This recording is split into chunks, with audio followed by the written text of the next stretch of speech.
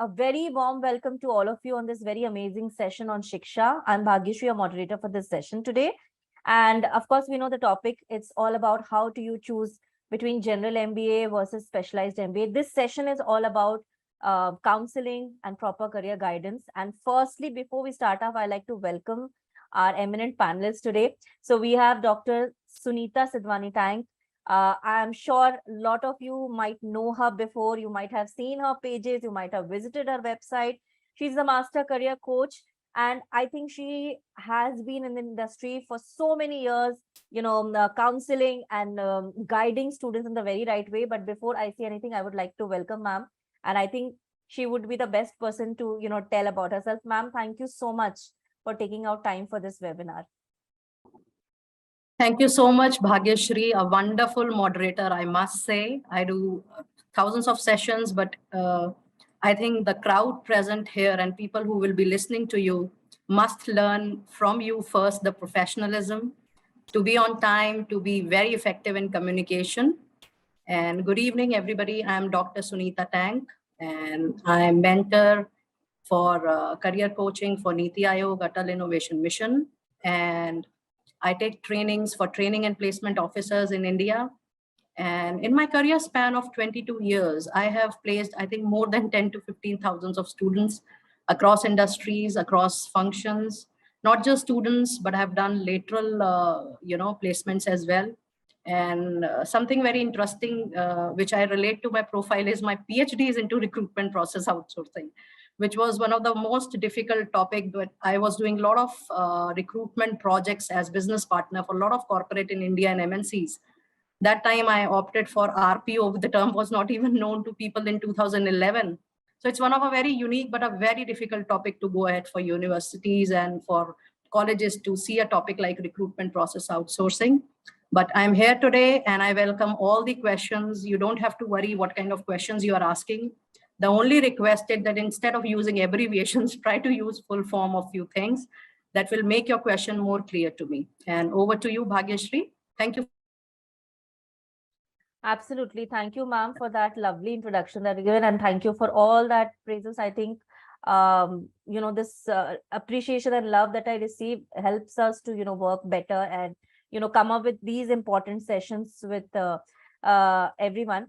So I would just like, want you, ma'am, to just start off with what exactly, when we talk about, MBA students, when a student is, after giving CAT and or other MBA exams, when he's entering, the MBA time and he is there and open up to so much of variety of options available, what is the first thing that comes in their mind? Sure. Thank you for the question, Bhagyashree. Now, when you are entering into any MBA program, it is very, very important that you are looking for a long-term career stability in your life. MBA is one of the most important program of your life because it is at PG level. And once you will do any PG level course, it is obviously understood that you will go for an entrepreneurship or a job after this particular course. Now, when you are entering into MBA, you must remember that it is not just for a single job you are entering into MBA. You are making a career out of it. And career is not just a job. Career is a sequence of jobs which makes a career for you.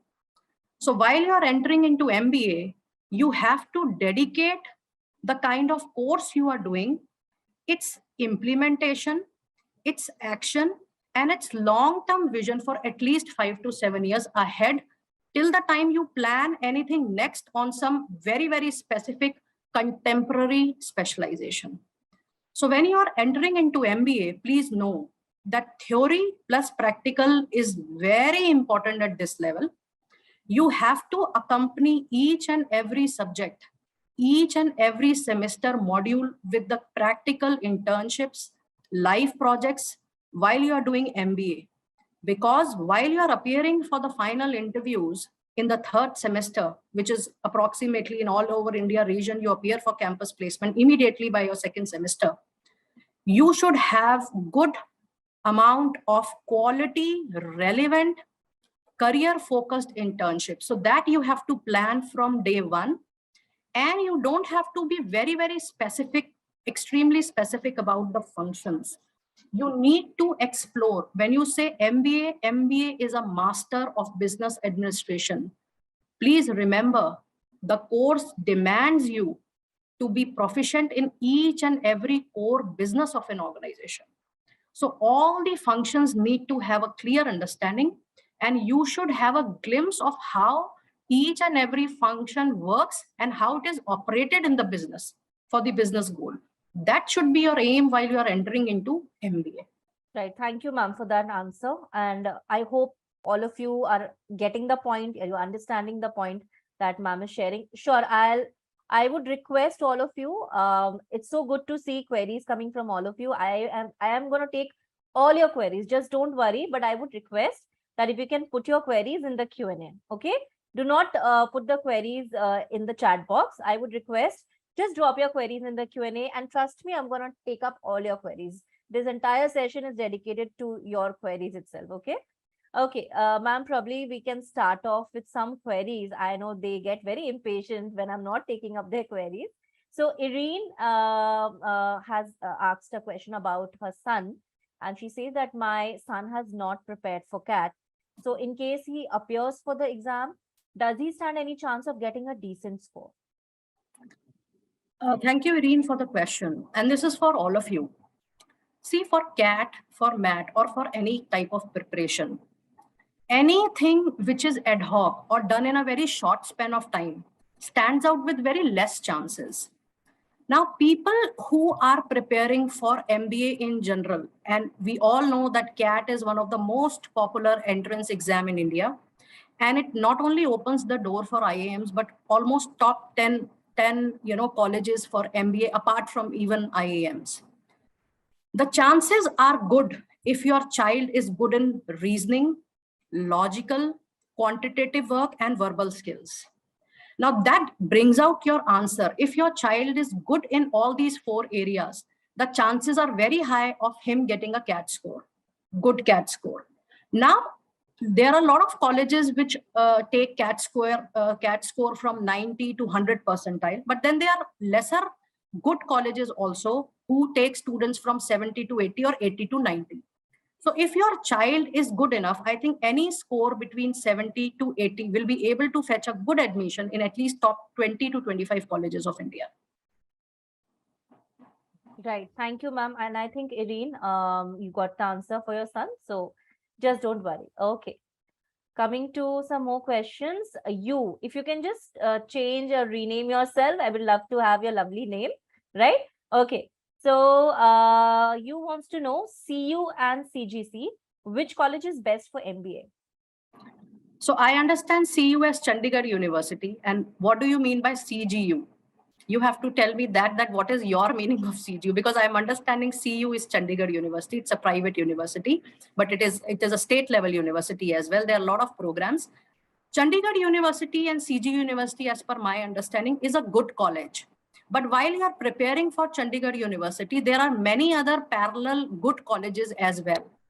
Now here I would also like to highlight that if you are going for any state level university or any private level university, whether they are offering MBA degree or PGDBM program, that should be your concentration rather than the college or the state level ranking. Why? Because MBA degree syllabus is not being upgraded frequently, whereas PGDBM has a bandwidth freedom to upgrade the curriculum, invite corporate intervention, invite industry intervention, and they modulate the syllabus quite frequently, probably every year or 1.5 years, probably some few things are even added semester wise. So while you're opting for any particular university, you have to see that who all are in parallel in competition with that university and what they are offering, degree or diploma. And diploma is also AICTE approved. For MBA degree, one has to get the university or a deemed university, then they have to get approval from UGC and other authorities. So along with deciding for a university and which one is best for you, you should have a comparison in at least 4 to 5 universities and in the syllabus of MBA or PGDBA, whatever they are offering. So, ma'am, I think he wanted to know about Chandigarh Group of College, that is CGC, and Chandigarh University. That was the question. I would prefer Chandigarh University actually, because of their presence and because of their industry interaction as if now. However, I forgot to share that I believe in a vision called Leaders in Making, and I'm a founder of Leaders in Making, which believes in making leaders out of my students. I have included a video on 10 points how you can ultimately get an admission in a college of your choice. Now, the important aspect is that while even you're going for a very particular college, any college, let's say Chandigarh University, you want to go for it, please know, understand from social platforms like professional platforms like LinkedIn, that where they have their alumni have reached in last 5 years. What is their international accreditation levels? What kind of exchange programs these people are running in last 3 to 5 years? That you need to study, and you need to speak to 10 different alumni of different programs in order to get the current status of the university. These things you must consider, and any industry, any university which is good working, it will be definitely active. The alumni will be definitely active on the platform like LinkedIn. You must do all that research and then go for it, rather than understanding their traditional values more. Right. Thank you, ma'am, for that answer. Okay.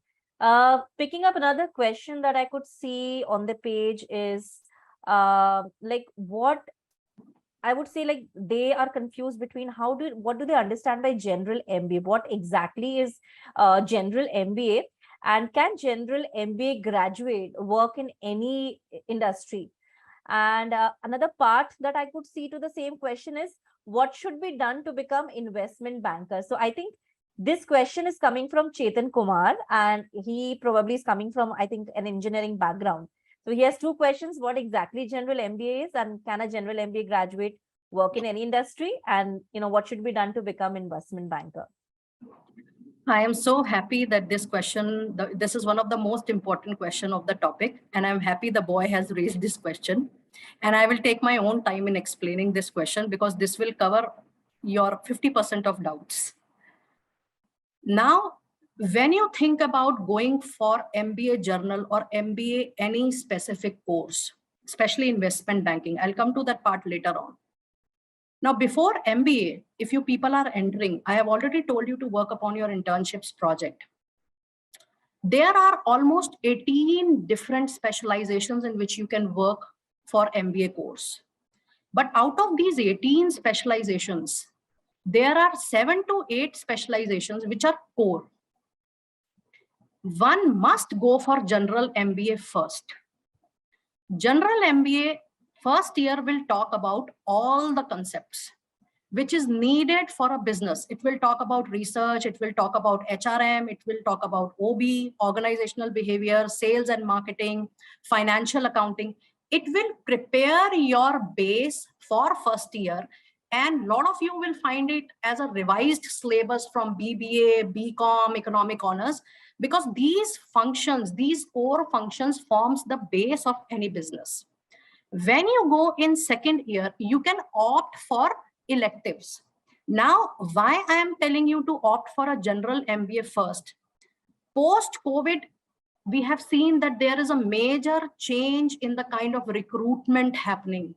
The cost cutting has ensured that the person who is coming on board should have multiple talents, should be multiple specialized person. MBA General will give you the traditional information on traditional specializations: finance, marketing, HR, IT, IB, business communication, everything. One must go for MBA General. Then you must go for jobs for a couple of years, 3 years, 4 years, 5 years. And then you will realize, you will be aware that which function of the industry has given you the best of career opportunities and best of contentment and satisfaction. Then you can do an executive program or PGP program or PGDBM program after a span of 3 to 5 years after understanding your flair for any function. Now, when you are doing MBA general program in second year, there are many places which will help you for dual kind of electives. Major, you can take one, minor, you can take one, or you can take simultaneously equal electives also at few places. So few combinations in MBA general program. Having said, they will offer all these traditional specializations like finance, HR, IT, IB. These are very, very common. You will find it everywhere. And you will take one as major or one as the core area of your work. You can take finance and marketing. You can take marketing and IT. You can take HR and IT. One combination which I would like to definitely would guide you to avoid.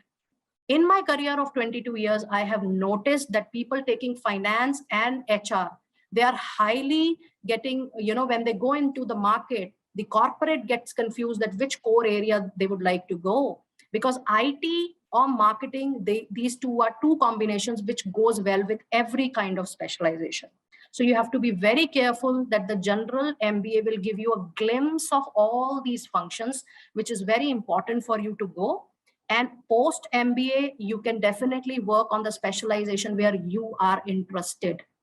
After 2 to 3 years, go for a specialized program, the contemporary program. Like you want to go into MBA strategies, you want to go into innovation, you want to go into leadership, you want to go into entrepreneurship, you want to go to data analytics, you want to go to business analytics.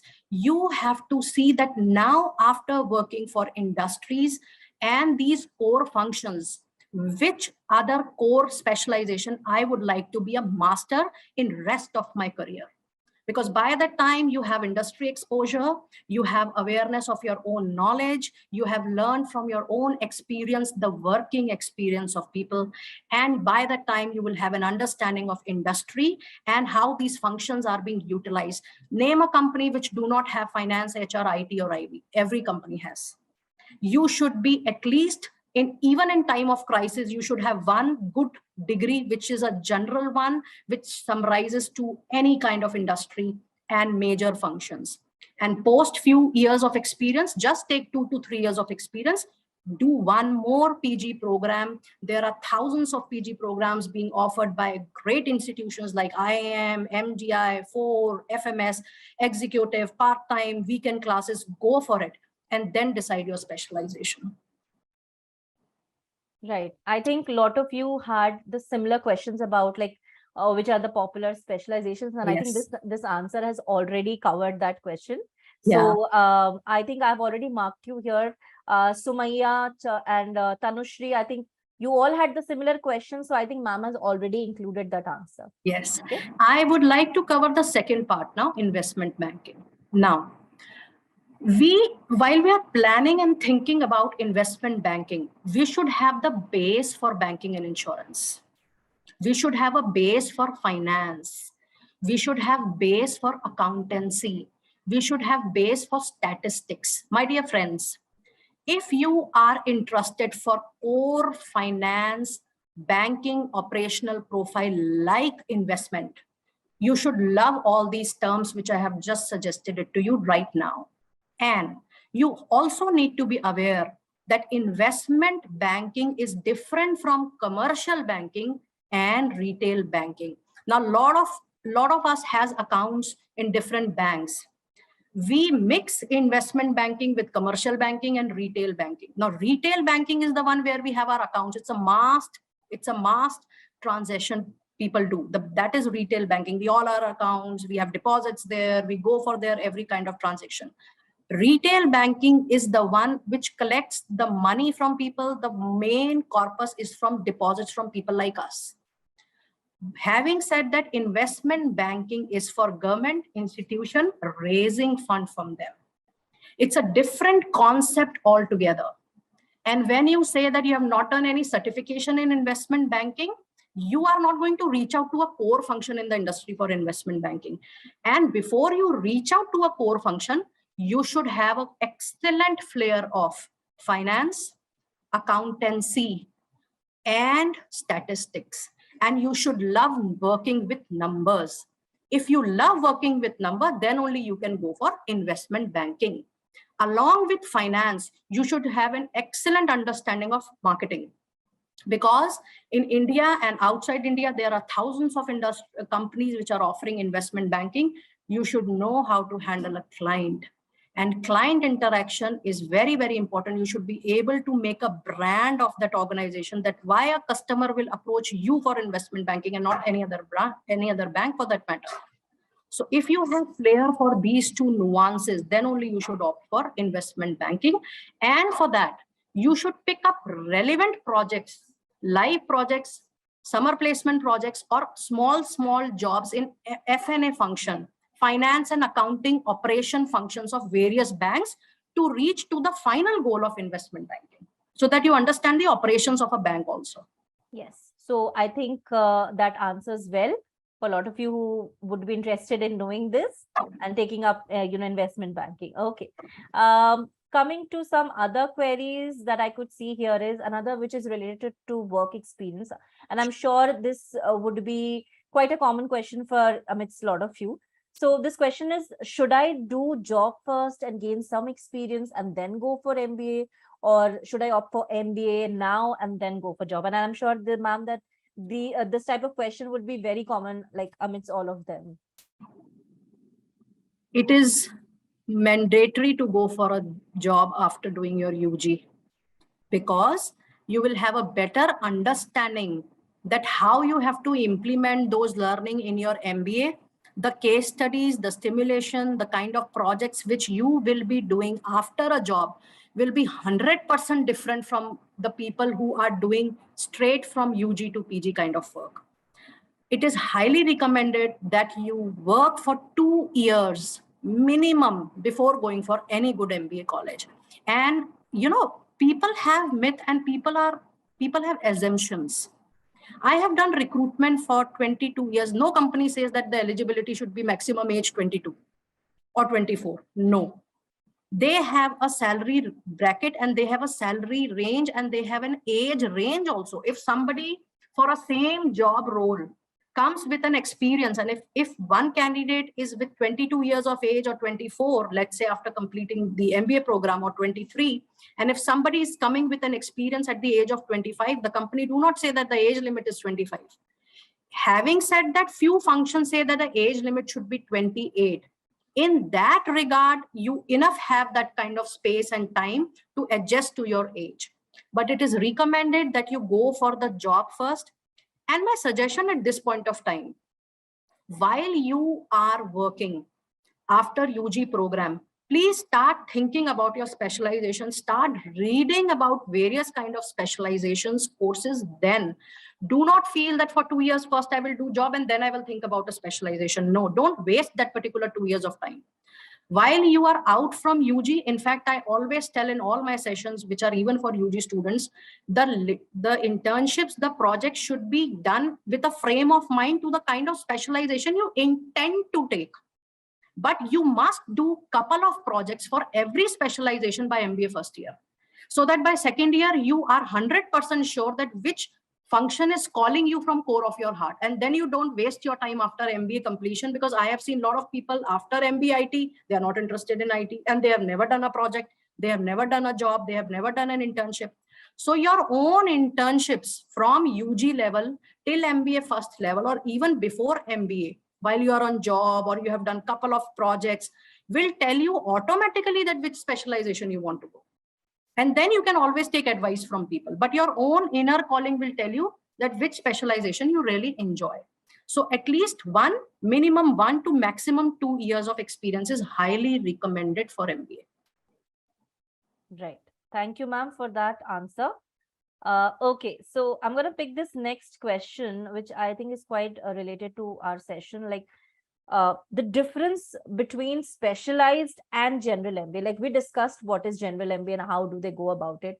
But when we're discussing that, what is the main difference when it comes to, doing a general MBA versus going into specialization? And ma'am, just adding it to that, which is like the core of the session, is what parameters, affect them? Like what options, or I would say what things are there that they should consider, that, okay, specialization is something that I should go for, or general is something that I should go for?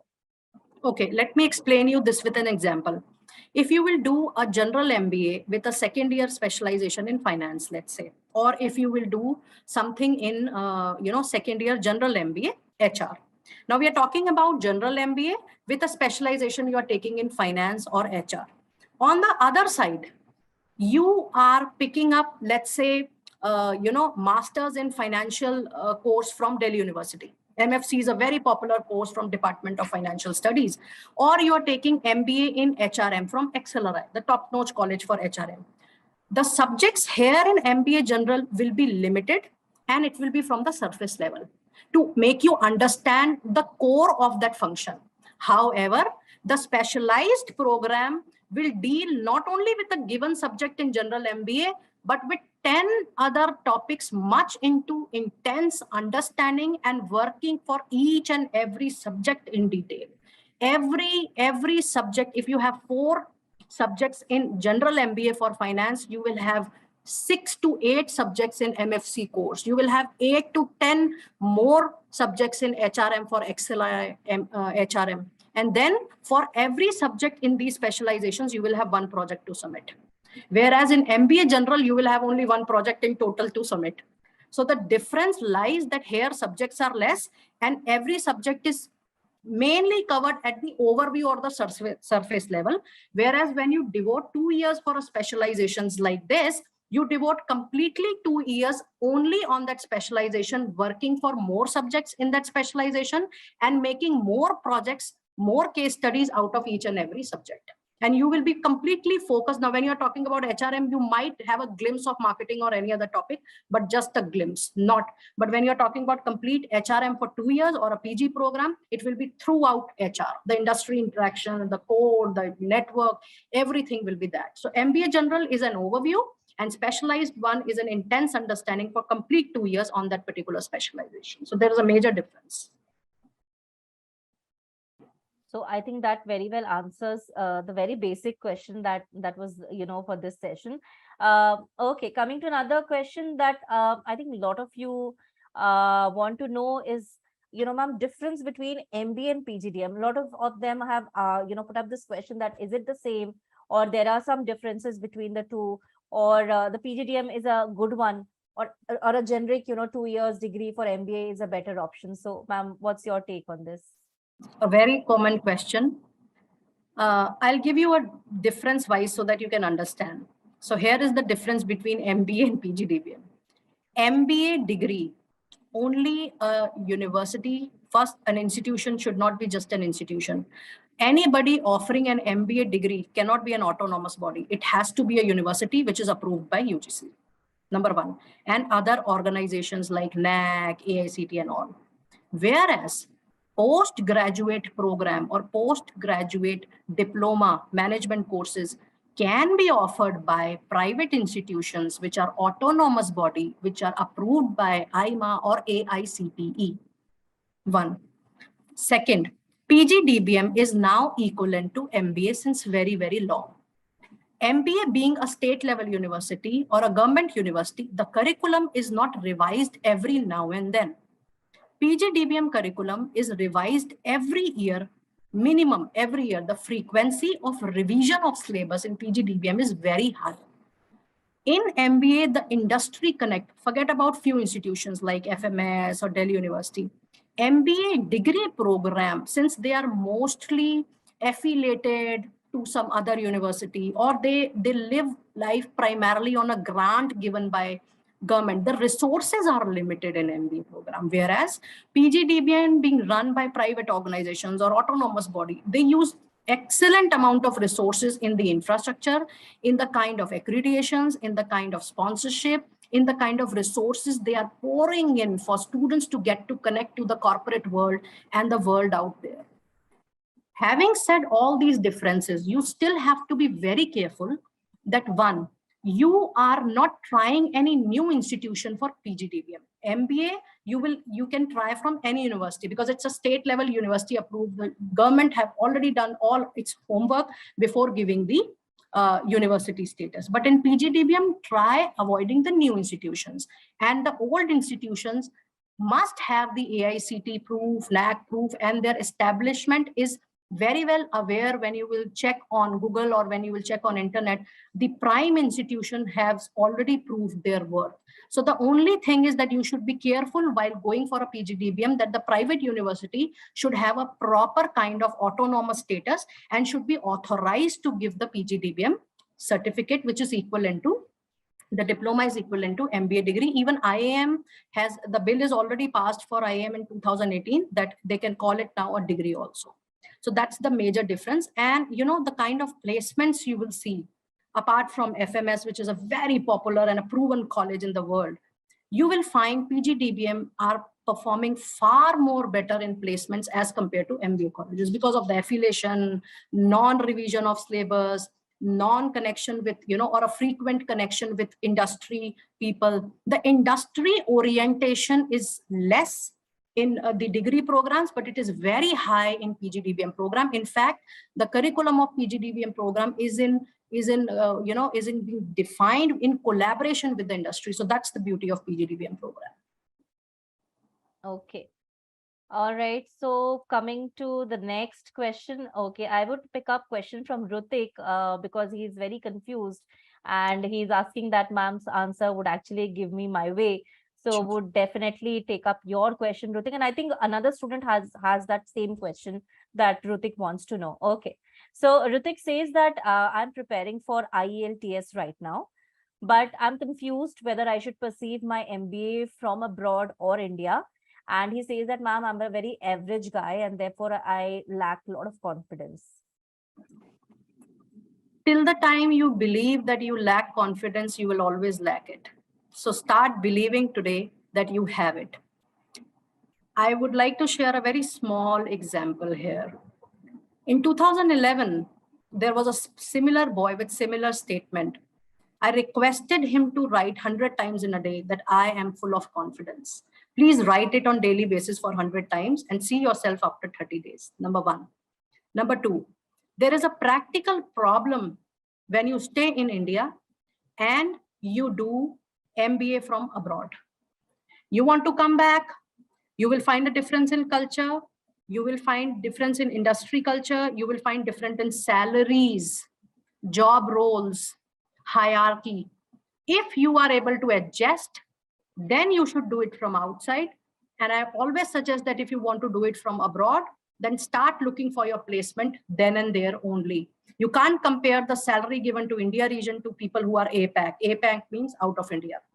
So if you said, I am not taking you as an average student, it is you who is believing average. I believe leaders, they are born, and if not born, then you can make a leader. That's the vision of leaders in making. Unleash your potential in which you are excellent. I'm sure you must be having 5 strengths. Work on that. Make an average to an excellent point. Start from India and then go to abroad. That's my suggestion to you. Right. Thank you, ma'am, for that lovely answer. And I think this abroad question, Abrar is also here, who's saying that, you know, they are planning to study in UK. So, how likely he'll get a job if he comes back to India. So I think this foreign moving abroad, taking up MBA, there are a lot of them who are planning to do so. So as a whole, if you can, refer to them, like if they have this concept in their mind. There are brilliant colleges. Which university you are tied up. That is also very important. Second, you should have a flair to perform well outside also. As I said earlier, that the only thing the people get a clash is into the salary range. Now, if I have to give a salary of, let's say, 15, 20 or 25, I will definitely like to prefer an IAMs or an MDI or a 4 kind of person or an IBS kind of person, you know, XLRI kind of person who is more aware of a culture, the Indian culture, the Indian economy. Now, when you are not here in India, let's say for last 2 years, there are other, MNCs which are offering you positions there. Now, if as a recruiter, I have 2 candidates, both are excellent, definitely I would like to even take person from India region because of the culture, because of the adjustment per se. Now, when you go abroad, you can always come back. But the only thing is that you should be able to sit back again with the culture and the salary which is being offered to you as per Indian standard and not as per the US or UK standard. That's your call whether you would like to adjust it here or not. That's the only thing. Otherwise, I do encourage people who are well thought of that, yes, I want to go to University of Columbia, I want to go to University of Virginia, I want to go to university outside London Business School or London School of Economics, you go. But then you should be prepared that you are going to work there. And if you're coming back to India, the culture, the salary will be different from the country because there are different country norms as well. If to one employee they are paying the UK standard or the US standard, they have to see the other employees of the organization also. So the salary range will be according to the, in fact, in every country, if you see, the salary range is given not because the company is in UK or US. No, the salary range is given as per the region where the employee is getting employed for. So you will get, if you are working for a US MNC and you are in US, obviously your cost of living will be different from India. You should have these thought process into your mind, but there are very good colleges which I have already named right now for foreign university. If you get a chance ever in life, these kind of universities are never to be missed for that matter. They are brilliant in their curriculum and syllabus. But you should have a flair to stick back. And before you decide for foreign university, dear people, you have to really work upon your business communication, your general communication, your formal etiquettes, your insight for your aptitude to carry such difficult syllabus and settle down outside. You need to make plan and action on your paper, and you have to be on your toes to implement the plan and action you have mentioned on your paper. So have the planning first and then go outside.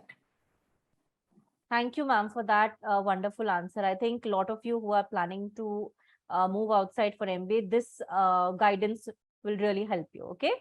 Okay. Coming to the next question from Abdul. Abdul, definitely we will try and take ma'am's guidance for your problem. So, ma'am, Abdul says that he belongs to BCE, that is backward economically, and have an income certificate which is issued by state government. So he wants to know that does it mean that he belongs to reserved category?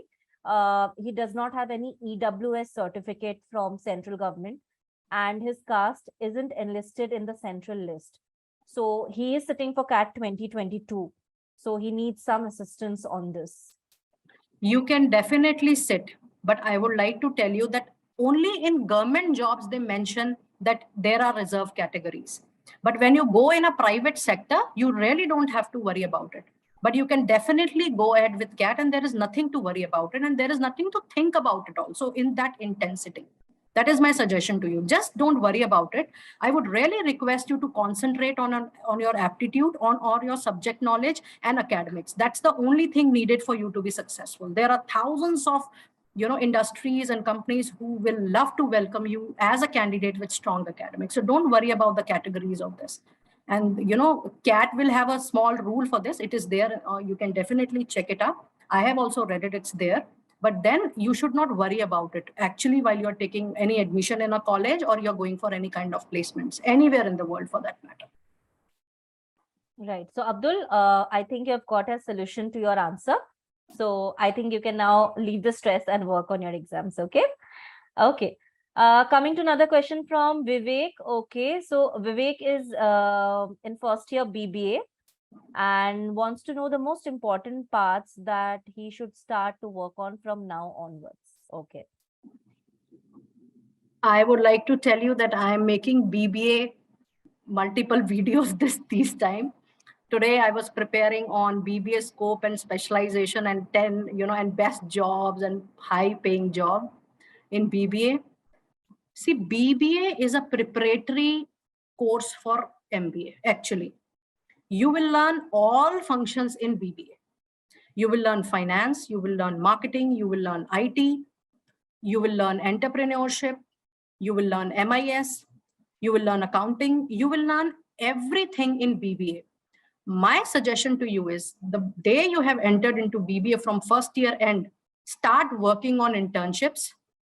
Do at least minimum 6 internships before you complete your BBA program, and you will be sorted that which specialization you want to take in MBA. And my dear friends, you people only think about specializations. My suggestion to you is when you're thinking about a specialization, which I take it as a function from a recruitment per se or from a placement expert eye, you should simultaneously start studying on Google what all industries are there. You will have finance function in hospitality, in research functions, in research industry, in manufacturing industry, in chemical industry, in banking industry. If you want to do BBA in finance, if you want to do BBA in marketing, or you want to do MBA after this, in these functions, which is your preferred industry? I have seen people maximum in India, they pay less attention to the industry. Then later on, after working, they feel that industry is not likable. While you're working for these kind of different functions, please work for different industries also, so that you are clear that you have to go for this specialization and for which industry. This is very important when you're going for BBA. BBA, take it as a preparatory MBA for yourselves. Right. Thank you, ma'am, for that answer. And I'll quickly come to a few more questions. Okay, we did this question already. So another question that I could see here is how to get admissions in top IIMs, and like what is their criteria for MBA? See, IIM works on a pattern wherein there are 4 key areas you should be absolutely thorough with. One is logical reasoning. Second is quantitative analysis. Third is verbal. And fourth is the communication part. Now, when you are working on these 4 areas, you cannot go for any ad hoc preparation. At least I would suggest that 2 years of good CAT preparation will lead you to top IIMs. Now, having said that, people are not aware. Are you people aware that how many IIMs are there? There are 20 IIMs in India today. Only 10 were the old one. There are lot many IIMs now which are baby IIMs, recently operated 5 to 7 or 10 years back. Start working on CAT score with an intention to get into any IIMs for that matter as per your CAT score. If you are able to get it in top 10, the oldest one, IIM Ahmedabad, IIM Bangalore, IIM Kolkata, IIM Kozhikode, Indore, go for it. But even if you are getting an IIM, a baby IIM, it is not to be given up. Because, preparation of CAT, if you are getting in IIM and you are leaving it next year, you are not sure that how your score will be. So at any point of time, in fact, from IIM, you're getting in MDI or big colleges like, ISB or IBS branches, ICFI branches, or you're getting in FMS, for these colleges, XLI, these are not the colleges which is to be given up for any year. So CAT preparation, people are not able to clear because they start the preparation late, number one. Number two, they are not consistent with their preparation. They just prepare for primarily for 7 to 8 years, 24/7, and they want to clear it. Start having flares of analytical skills, logical skills, quantitative skills, verbal skills from day one. And then you can clear CAT, not with a small preparation. Stats should be very strong if you want to go for CAT. The scoring is very high in that. The numbers should be there. So the preparation has to be rigorous. And these colleges, see, let me tell you, no company, any good company, if coming for campus placement or even in lateral recruitment, they say top A colleges. All these colleges come in top A. You prove the interviewer with your worth and skills in that interview. The eligibility only says that you have to be from a top A, business school, which is IIM, which is MDI, which is 4, which is FMS, which is good business schools as well, the XLRI and all. But then after your entry pass, the eligibility, it is all your skills. Believe me, as a recruiter, 22 years, I have never gone back to the CV and checked that which institute was that. Once the eligibility got over, we just used to conduct the 4 or 5 rounds. We are done. So don't stick with a CAT score in a mind with only one college. If you get in these 20, 25 college, any of them, not to be given up. Right. Okay. Thank you, ma'am, for that interesting answer. Okay, let's quickly come to some more questions because time is less and I know the queries won't end and there's so many queries and I wish I could take all of them. Okay. Okay, let's come to another very common question when we're talking about MBA, is that what prerequisites and qualification skills are needed in students for CAT preparation and MBA as well, if they're sitting for CAT or maybe any other MBA entrance exam. So is there any skills that, that should be there, or prerequisites that should be there? Yes, your academics has to be strong in order to get into CAT. If you have not studied in your academics till UG level, and if you start appearing for CAT, you will not have a flair to study. Number one, that's a prerequisite.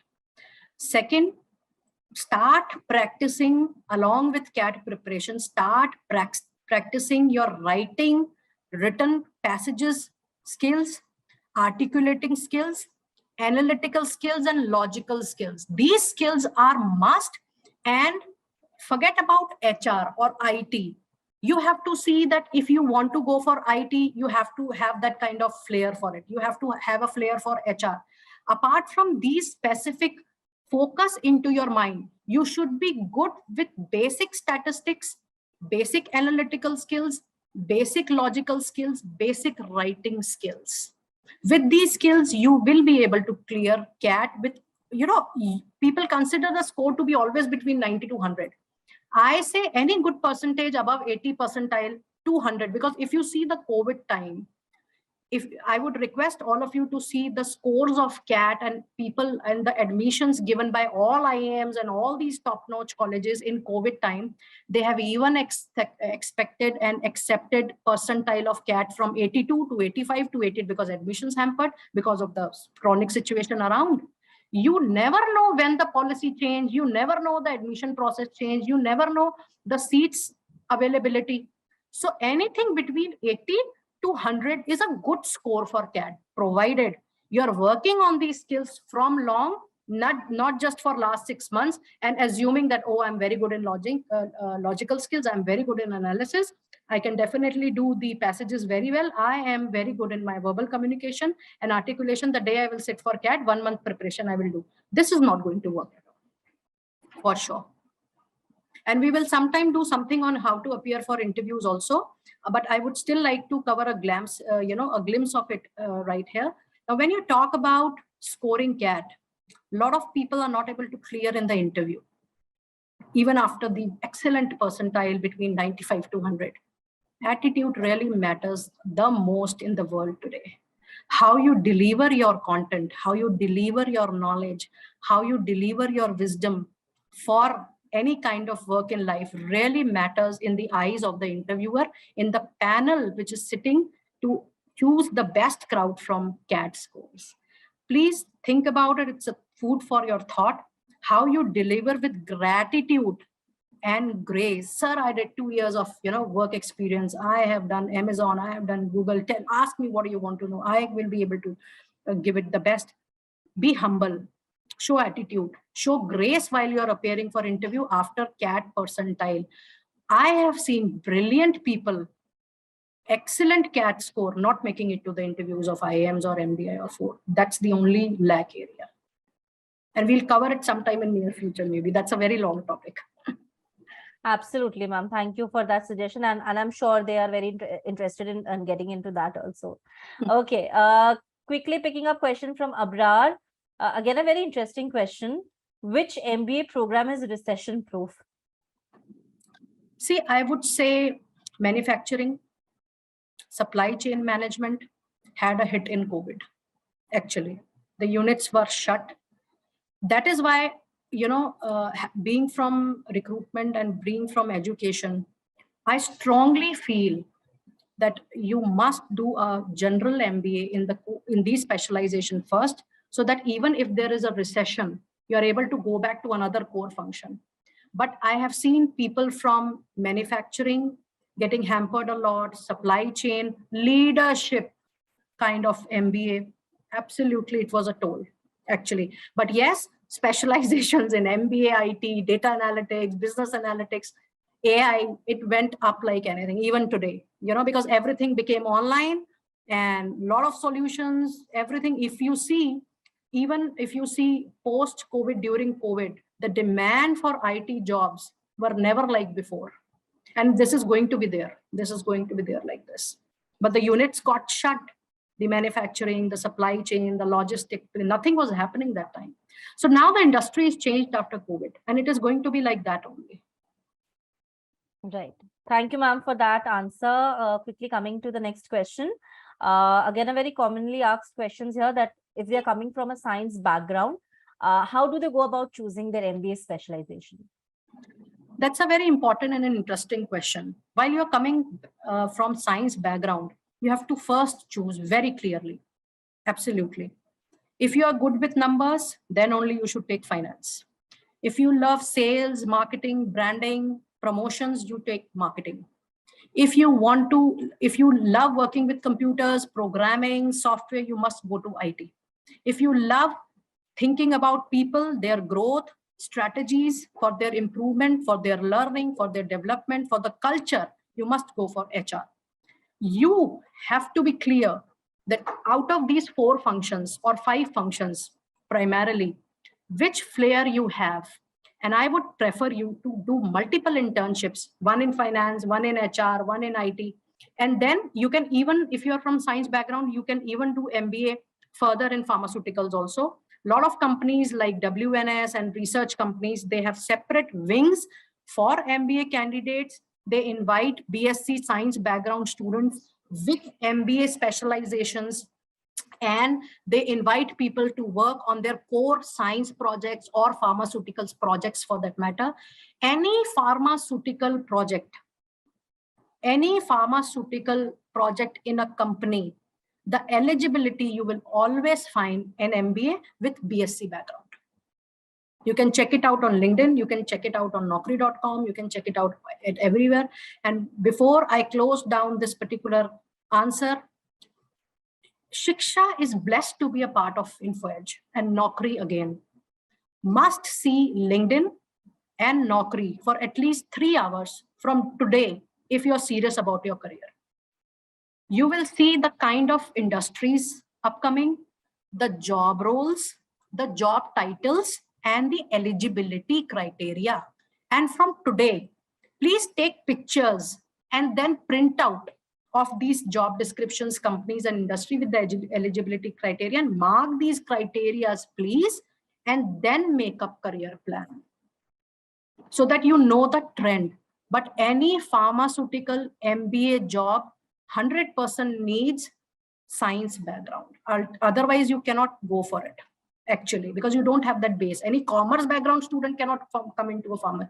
And then when you talk about pharmaceuticals, there are many companies who are offering projects for doctors, nurses, online services, prescribing medicines. They only take people from science background, or they want to do a research for a pharmaceutical company. I'm coming in India and I want to establish a pharmaceutical unit.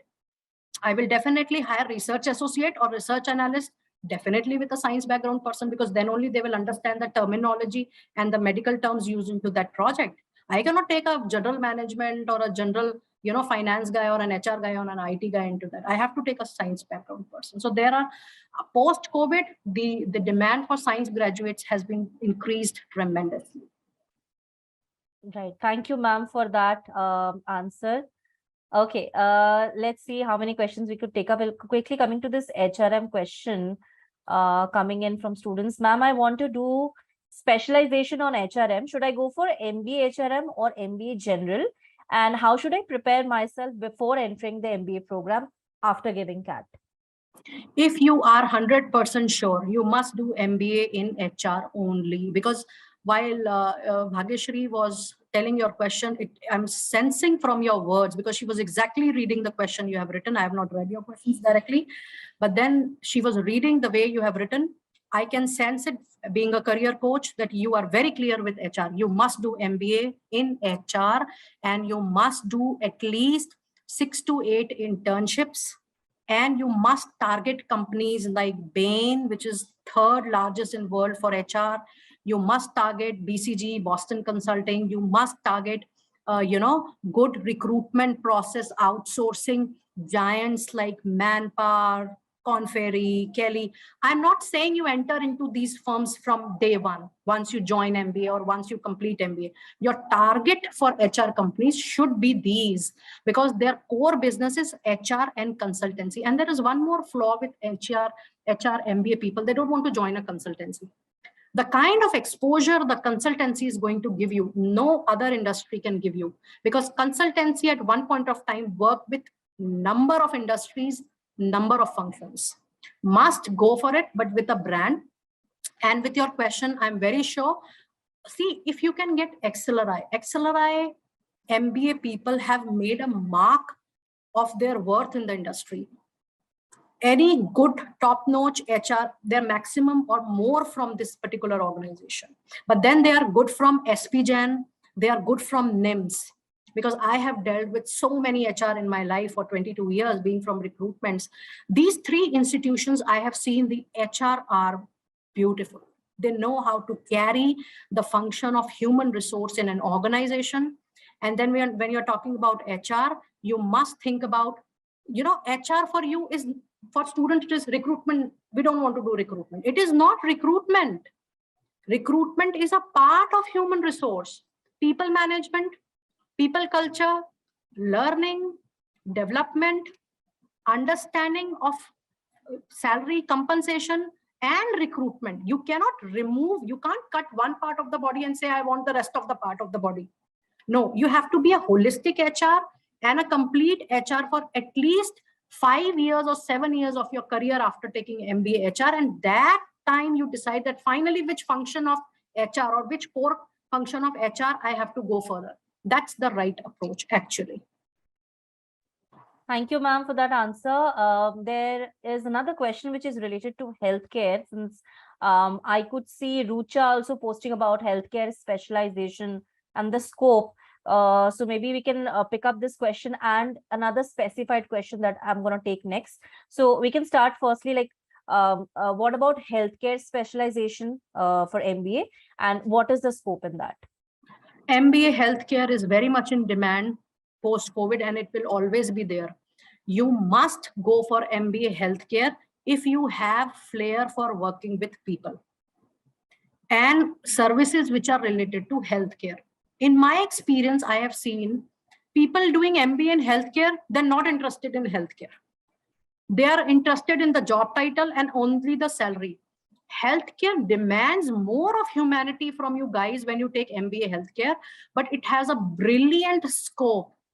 All the companies are doing great projects on healthcare. It is a specialization which one must go if you have a flair to help and serve people at your own cost. Then only you should take healthcare.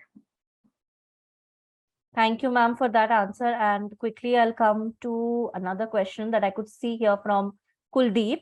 Kuldeep is a physiotherapist and he wanted to go into management. So he has joined online PGDM in healthcare management from Wellinger. Okay. So he's saying that so I can work or do internship in this industry to get work experience. So is this the right approach since it is an online program? And also, can I do other programs for upskilling with these? So if you can suggest anything on that. I would like to know that any offline project he has done. Let me do a quick counseling with this boy. Anything online will always be deprived of coming in contact with people in person. One must do online, but with frequent intervals should be allowed to reach out to college on weekends for an offline classes as well. So Wellinger is a big name, proven name. My congratulations to you if you're doing anything from Wellinger, but please request them to arrange something offline, maybe in 6 months of time. And please request from them the alumni database or maybe 8 to 10 alumni's name and contact detail. You can approach and you can help them go there and do internships with them, so that you should know what is the scope of these people they are doing online. But I would still suggest, instead of doing multiple online courses, you can do one online and one offline if your time and pocket and your other circumstances of your personal life allows you to do that. Right. So I think Kuldeep, that would help you, understand and take it further. Okay. Quickly coming to some more questions. When we talk about, ma'am, opportunities, I'm sure a lot of them are, interested in knowing this. They are taking up MBA, they're sitting for MBA entrance exams. So what all opportunities are there after MBA? Like they've done with the MBA thing. So I'm not talking about academically, but it's just the entire bunch of opportunities that lies ahead. MBA is one such program which has more than any kind of numbers when you talk about jobs. Every industry need MBA people, and every industry has all the functions. You will be never in short of opportunities when you have done MBA. You have so many specializations, so many functions, but yes, it depends from which college you are, number one, and it depends that from that college which kind of placements you are taking, and these two factors depend that what kind of opportunity you are able to encash. The minimum, when I was talking about MBA programs, the minimum salary range for any MBA degree program, forget about FMS, there you get 8, 10, 12 as an average salary. But if you talk about state level, other universities for MBA, the range is 4, 5, 6, and 7. So any decent MBA should start with minimum 4 to 5 per annum and should go up to 20 to 22, 25 if you are from IIMs. That is the salary range, and you have all type of job opportunities, all type of functions working in that salary range. Analyst, managerial level, operations, finance, research managers, risk managers, you name a designation, name an industry, they take MBA. But you have to decide after doing MBA, please keep in mind, along with function, you have to decide that which industry you would like to work for. If you will keep on changing your industry after every year or after every 2 years, that will lose an opportunity for you to reach to team leader position, project manager position, project lead, a CEO or a director level position after 10 to 15 years of work, because you have been changing your industry quite often. Now, I do not say don't change your industry. By 15 years down the line, you should have at least 4 to 5 industries understanding and nuances. But changing the industry every year and every 2 years is not going to help you for sure. Please keep that in mind while you are doing MBA. Try to stick to a same industry for minimum 3 years so that you see all the kind of jobs, roles, promotions, and growth in that particular industry. And 2 things are very important. First, what kind of work you are doing when you're joining a job after MBA. If I give you a salary of 10 lakh per annum and you're doing just a simple operational job which any MBA, BBA is doing, will it make any sense for you? You'll never get a second good job. And if you get a salary of 8 lakh per annum, and if you're getting a beautiful profile, research oriented profile, or a hardcore, anything MBA doing with research, always fetch brilliant jobs and brilliant profiles and brilliant companies. Please work on your research skills, your Excel. Now, I forgot to share, every function, finance, HR, marketing, need advanced Excel as a mandate for any job role, any industry. Please do a simple LinkedIn free certification, Coursera, anything you want to do, please do an advanced Excel course. All functions across industry, Excel is a must technical skills required at every job after MBA. Please do that. And salary should be your last criteria. Please see, you are going to an authentic company giving you pay every month. One, they are not firing people. Attrition is low. Third, they are giving you culture and growing opportunity. What are the learning opportunities, development programs, scholarships, collaboration with foreign universities? Please see while you're going for these kind of jobs after MBA. So these were all MBA, after MBA questions and after MBA answers. We can do some session on this also sometime. I totally agree, ma'am. And I think these are something which not just for MBA, but any person who is Any. working will look into that, whether it's me or any other person who's working on the Absolutely. profile. So I think that very well, resonates with all of us Absolutely. working. See, post-COVID, you should see I would still suggest all of you youngsters, you must see the stability of a company. Number two, what I have seen with the senior age group of people, the kind of insurance they are giving to employees is equally important along with salary because of the crisis we all have seen across world in these 3 years. The insurance of the family is very important component of salary. Only a good company can give that. If you see, maximum companies were busy in firing people, but people with good company, they didn't give raise, but they retained their people. That is your choice for which company you would like to work for.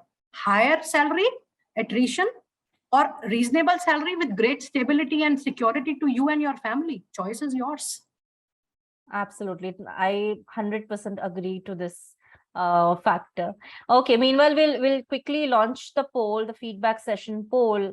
And while you're filling up the poll, because I'm already out of time, I'm just quickly running through one or two last questions before we wrap up the session. But I know there are a lot of questions unanswered, but I've already shared the link. Please don't worry. I have already started answering you that the video link would be shared with all of you. It will be edited and uploaded very soon.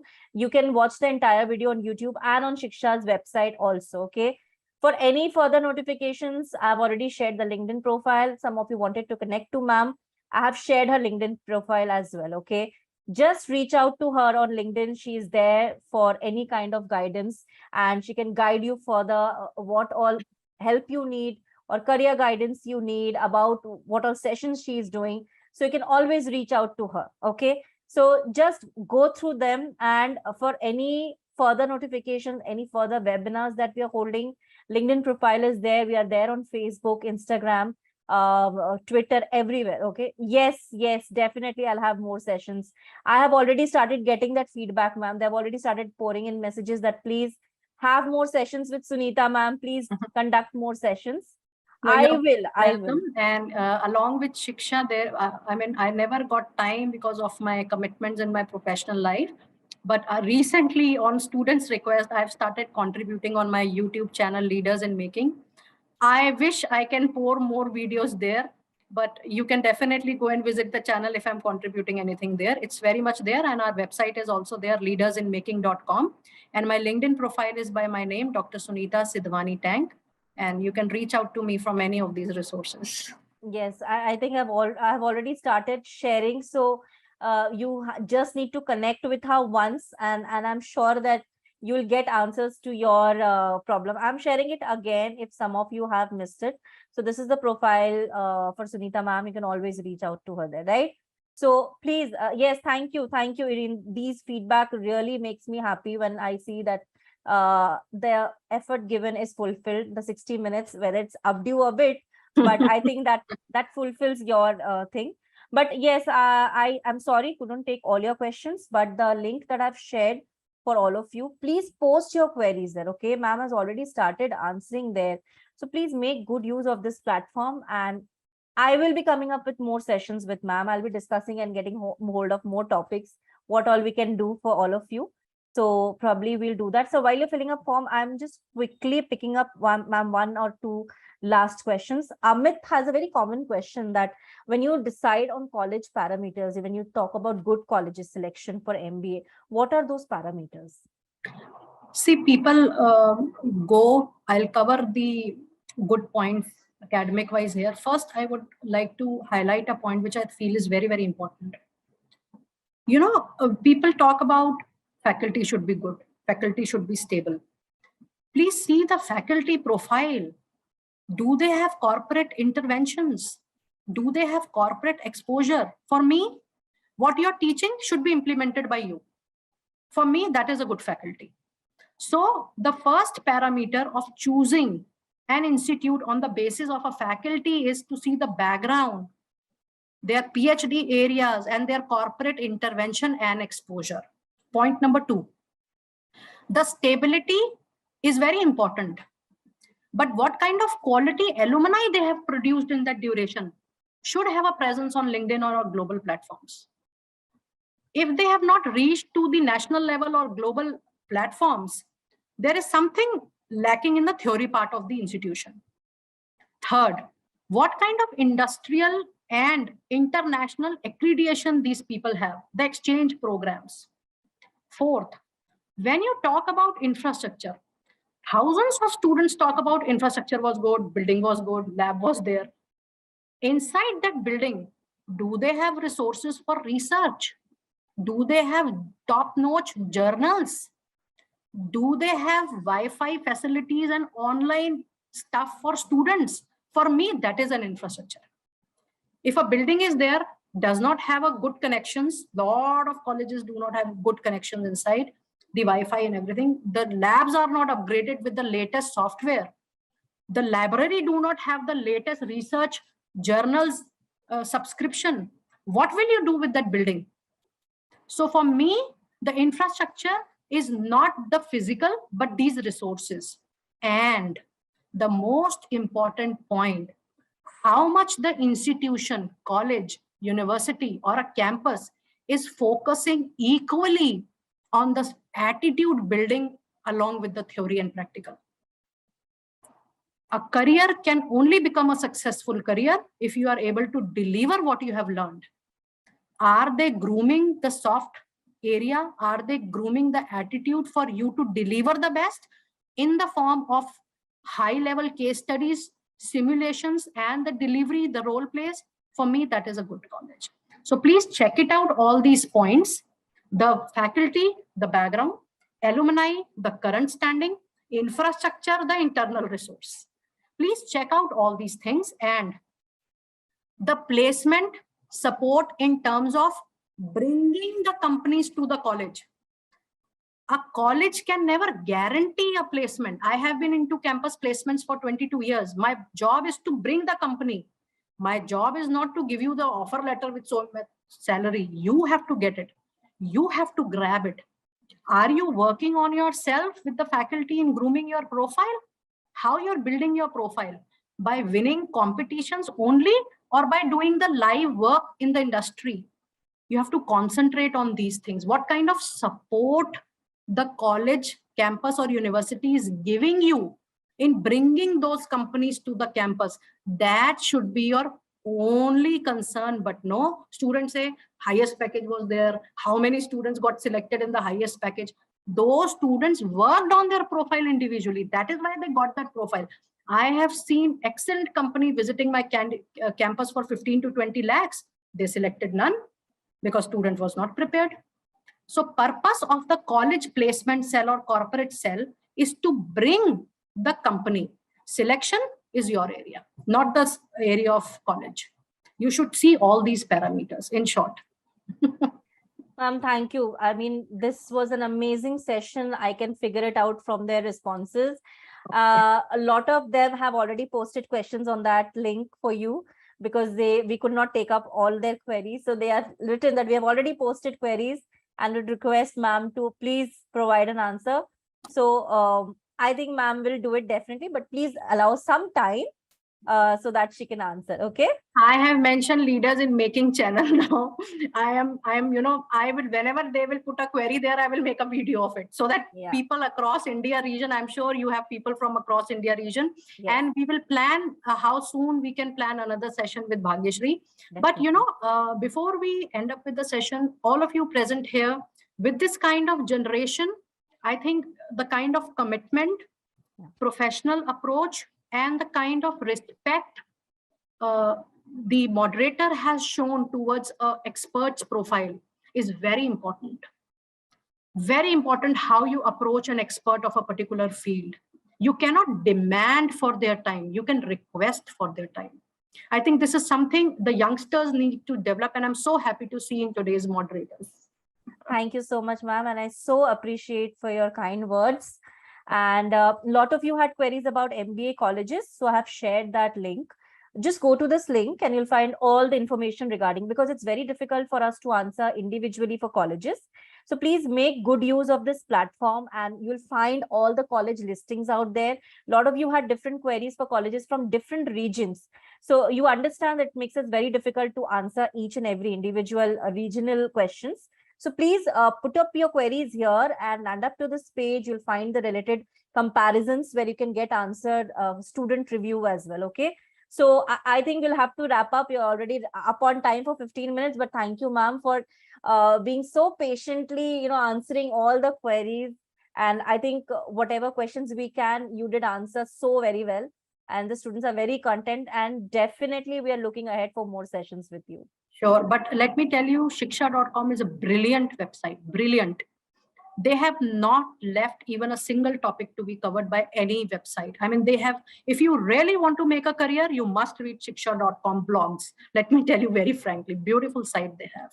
Thank you, ma'am. Thank you, ma'am, for all those lovely words. And I hope to see Sunitaa ma'am with more sessions. I am planning for more sessions with her. So just follow us on LinkedIn and you'll get to know the notifications, whatever we are planning up ahead. We'll definitely see you, definitely. Thank you, students, and thank you, ma'am, so very much for this. Most welcome. All the best to everybody. Best of luck. Don't forget to like, share, and subscribe our YouTube channel.